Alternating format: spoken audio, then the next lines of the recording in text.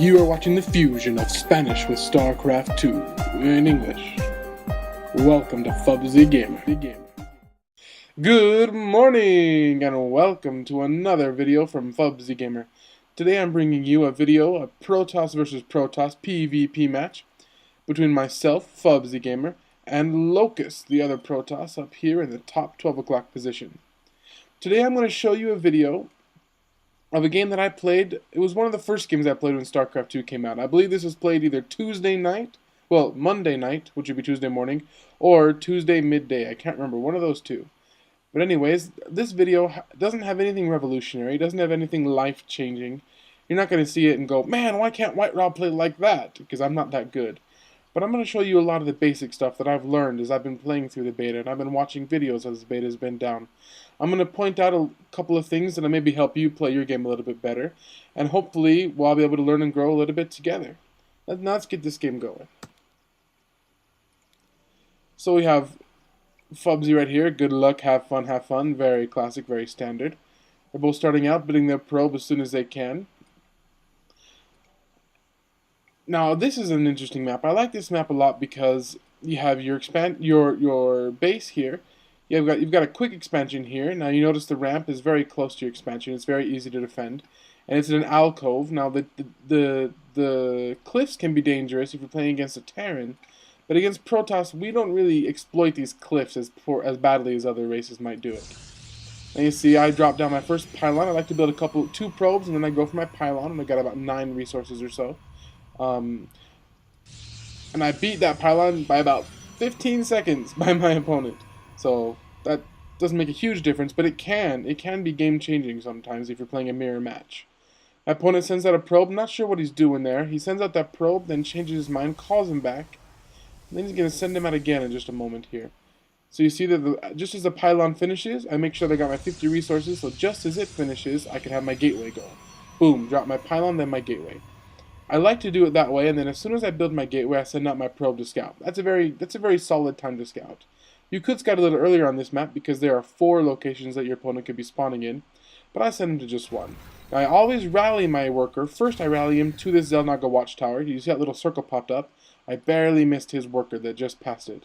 And that way I can see if there's any workers scouting around right when I hit that watchtower. Then I go up here, and I got pretty lucky. I got his base on my first scout. You see my opponent's first scout, he hit this base, and then you're going to watch him go down to here and then over to here. He misses my base until the very end. I run into his base, I'm clicking these buildings, and I want to see what he's building. I see 2 gateways, I don't see gas, no gas on either side. If you come back to my base, I already have a gas. So you can know that I'm going to go more of maybe a stalker or a sentry build. I don't see any gas from my opponent, just 2 gateways, so I know he's probably not going to go heavy stalkers right at the very beginning. I've seen what I need to see. I pull out. Now, some people will keep their probes in there and keep them alive as long as possible. I saw what I wanted to see, so I knew that I had the quick advantage with the gas, but I knew that I had to be careful just in case you push with zealots. I pull my probe back and I leave him right here at this watchtower. Now, instead of having him mine or gather resources, I find that this is more beneficial, leaving him right here at this Xel'Naga watchtower. I'm going to change it to my view, and we can see that I've got a pretty good view of the map right now. I can see this probe coming in. I'm placing a pylon right there. It's giving me a little bit more vision over this cliff.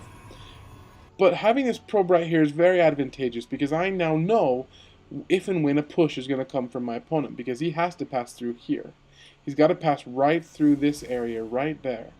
Which means even if I lose the probe, that's fine because I now know if and when he pushes out. And I can see also if he's going to send out anything over here, if he's going to go for the gold really quickly, anything like that. I like to leave that probe right there. So I'm here, I'm building my pylon. I put a zealot right here on the ramp. Against Protoss versus Protoss, let me change the view back to everybody. Sorry about that. Against PvP, it's not as important that you wall off your ramp as you would against maybe like a Zerg player. You can just put a zealot there. He doesn't have to be there. He could hang out back here. That's fine. I don't even have a rally point set up for my second gateway. And you can see I've got a couple zealots popped out. I have warp gate technology researching. This is very important. This is critical in Protoss versus Protoss. You see that my opponent, he doesn't have that researching at the same time that I do.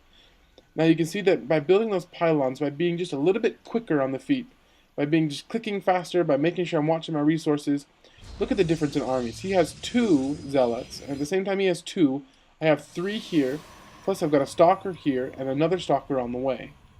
That's a very big difference here. And now, the reason that he did this is because my opponent went for the fast expand. And he did it over here. Now what he's doing is he's hiding this expansion from me. He could put it right down here at his normal natural expansion, which is a lot easier to defend because you can place your units right about here or about there, and then you're easily able to defend your own ramp as well as your natural. But he puts it over here, hiding it from me, expecting me not to scout there, and it works because I don't scout this. I don't even know it's here. The whole game I never realized that that is there. But you're going to see that it really set him back. Like I said, he's got 2 zealots. Now I have 5 zealots, 2 stalkers. My warp gate technology is on its way. I'm chrono boosting it out as fast as I can, dropping a couple more pylons. This pylon is key. This is a great pylon to have because you can see on both sides of these trees that cause the fog of war. It would have been better if I'd have put the pylon here. That would have been a little bit smarter, but that's okay because I can still have vision on both sides of these fog of war trees. I still have my probe here. I'm building a pylon there. This is for my warp gates. This is because I can now take my army. I can aggressively push. I push him over to here. I can swing him up this way, and I can start to attack. Now, with my pylon here, I can then reinforce that army to either keep up the pressure, or if I need to retreat, I can retreat into safety because I've just warped in a bunch of units there to help me with my retreat. I'm building up my army. I'm waiting until both of these are converted into warp gates. As soon as those 2 gateways are converted to warp gates, you can see at the same time I push out.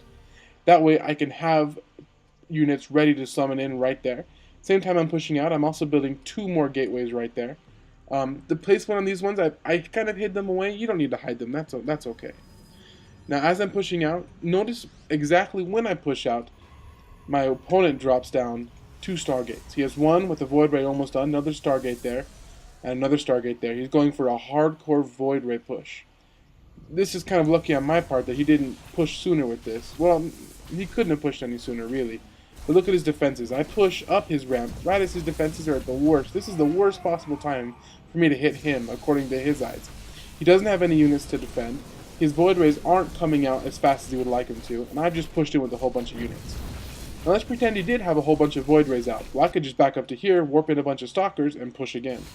But instead I push in. I know void rays are coming in. I see 3 starports, so my first goal is to hit those pylons. Because if I can kill the pylons, I stop production of these buildings. And that's what scares me, because 3 void rays popping out at the same time, that would hurt, because I only have 2 stalkers in a couple centuries. So I kill the pylons until the stargates are out of commission, and then I go for the rest of the units. And then I can start kind of just click, just kind of doing my stuff. Warp in more units. You can see my reinforcements, actually, there they are, they're coming in now. And by now I know I have the game in the bag. My opponent gives the good game, I give the good game back, and the game ends. Well, it ends in 6 more seconds, I guess. I just kind of decimate his base for a little bit. Now you notice the whole time I didn't know that this expansion was even here. And to be honest, it really didn't make much of a difference because he expanded, it might have been too soon. I mean, he might have been going for a big economy build, which is great. It definitely needs the gas to be able to fund all these void rays from 3 starports. But he expanded so quickly that his defenses were only 2 zealots. And at the same time as those 2 zealots, like you saw in my army, I had a bunch of stalkers, and I had sentries, and I had zealots, and I was running in. We look back at my base, I had 4 warp gates, I had a cyber core. My next goal was going to be to put up the tech building to be able to get blink for my stalkers, charge for my zealots, whatever I see happening on his base. I run in, I'm in a great position because he didn't expand here. I could have just I could have sniped this expansion, but he didn't expand, so I was able to push up his ramp. If he would have fought this off, like I said before, I could back up, boom, got my reinforcements right there, and then I can push again, and I can do whatever it is that I need to do. Well, I hope this was a little bit insightful to you guys. I know I learned a lot. One of the things I want to criticize myself on is if I select one of my units here, look at my mineral count right there. 1,240 minerals and 678 gas. What this means is, as soon as I pushed in, I felt confident enough that that was it. That was the end of the game. I'm not going to do any more macro back at my base. If this had failed, if he'd had a bunch of units over here and decimated my attack, I really wasn't ready for a counterattack. I really wasn't prepared for that. I could have put up a Dark Shrine, I could put up High Templar, I could put up my own Stargate. I could have done something with all these minerals. But instead I didn't. I put everything I had into this attack.